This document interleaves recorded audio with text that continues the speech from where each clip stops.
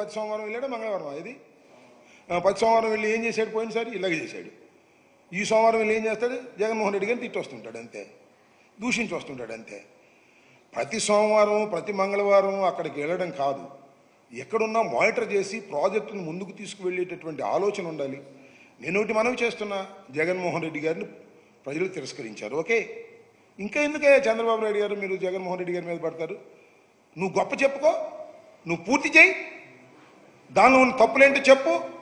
ఇంకా బురదలే కార్యక్రమం చేస్తే జనం నమ్ముతారా? నేను ఆర్గ్యూ చేస్తున్నా, నాకు చెప్పమంటున్నా. నేను ఇది 100కి 100 చంద్రబాబు నాయుడు గారి టైంలో చేసిన మహా తప్పిదమే ఇవాళ పోలవరానికి శాపం అయింది. ఇది వాస్తవం.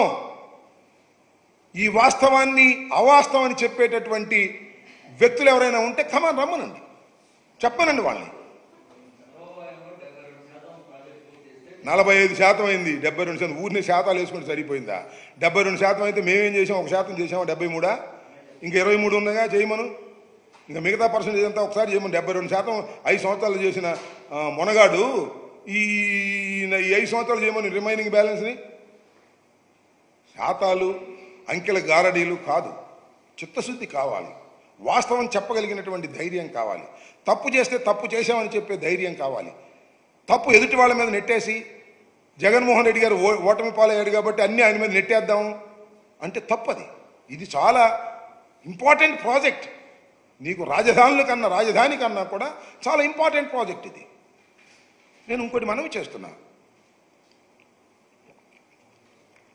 జగన్మోహన్ రెడ్డి గారు మీకు ఇంకొక విజ్ఞప్తి. జగన్మోహన్ రెడ్డి గారు కాదు, చంద్రబాబు నాయుడు గారికి, గౌరవ ముఖ్యమంత్రి, 4వసారి ప్రమాణ స్వీకారం చేసిన ముఖ్యమంత్రి గారికి మరొకటి నేను విజ్ఞప్తి చేస్తున్నా. భగవంతుడు నీకు చాలా అవకాశం ఇచ్చాడు. ఇవాళ ప్రజలు కూడా ఇచ్చారు. ఆంధ్ర రాష్ట్ర ప్రజలే కాదు, భారతదేశ ప్రజలు కూడా నీకు అవకాశం ఇచ్చారు. ఆంధ్ర రాష్ట్ర ప్రజలు నీ కూటమిని గెలిపించారు, జగన్మోహన్ రెడ్డి గారిని ఓడించారు, నీకు 16 సీట్లు ఇచ్చారు. అంతేగా? 16 ఏమై కరెక్ట్? 16 సీట్లు ఇచ్చారు. భారత ప్రజలు ఎలా సహకరించారో తెలుసా?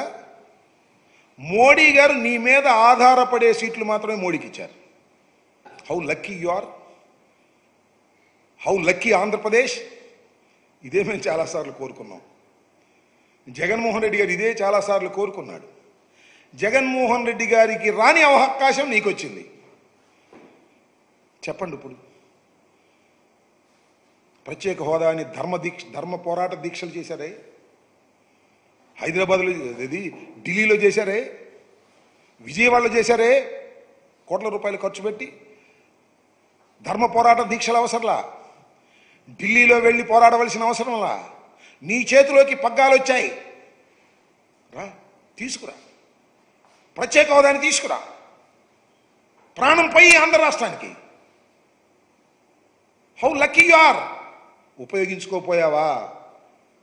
నీ అంత ఆంధ్రప్రదేశ్ ద్రోహి ఎవరు ఉండరు అనే విషయాన్ని కూడా మీరు గమనించాలి. మనం చేస్తున్నాం. The chance is in your hands. దాన్ని సద్వినియోగం చేసుకోండి నారా చంద్రబాబు నాయుడు గారు. సద్వినియోగం చేసుకోకపోయారా రాష్ట్ర ప్రజలకు అన్యాయం చేసిన వారు అవుతారు, యువతకు అన్యాయం చేసిన వారు అవుతారు. అదే అవకాశం మాకు వచ్చి ఉన్నట్లయితే ఖచ్చితంగా ప్రత్యేక హోదాన్ని తీసుకుని వచ్చేవాళ్ళం. మీ చిత్తశుద్ధిని చాటుకోండి. ఊరికినే ప్రతిపక్షం మీద, జగన్మోహన్ రెడ్డి గారి మీద నిరంతరం పట్టం కాదు. మీరు చేయాల్సిన పనులు చాలా ఉన్నాయి. ప్రత్యేక హోదా మీరు తీసుకురావాల్సిన అవసరం ఉంది. రాజధాని పునర్నిర్మాణం చేస్తూ ఉంటున్నారు, చేయాల్సిన అవసరం చాలా ఉంది. పోలవరం నిర్మాణం చేయాల్సిన అవసరం చాలా ఉంది. ఇవన్నీ వదిలేసి జగన్మోహన్ రెడ్డి గారిని రోజు తిట్టుకుంటా ఉంటే ఎవరు మిమ్మల్ని నమ్ముతారు చెప్పండి? ప్రత్యేక హోదా తీసుకురండి, జగన్మోహన్ రెడ్డి గారు తీసుకురాలేకపోయాడు, నేను తీసుకొచ్చా అని చెప్పండి. పోలవరాన్ని పూర్తి చేయండి, జగన్మోహన్ రెడ్డి గారు పూర్తి చేయలేకపోయారు, మేము పూర్తి చేసామని చెప్పండి. Then public will believe you. లేకపోతే బిలీవ్ చేయరు, ఎవరిని చేయరు. ఇది ప్రజాస్వామ్యంలో కాలచక్రం తిరుగుతూ ఉంటుంది. కాలచక్రం ఇవాళ ఉదయం 12 గంటలు ఉందా, ముళ్ళు వచ్చింది, మళ్ళీ రేపు వస్తుంది కదా 12 గంటలకి. ఇది మామూలే.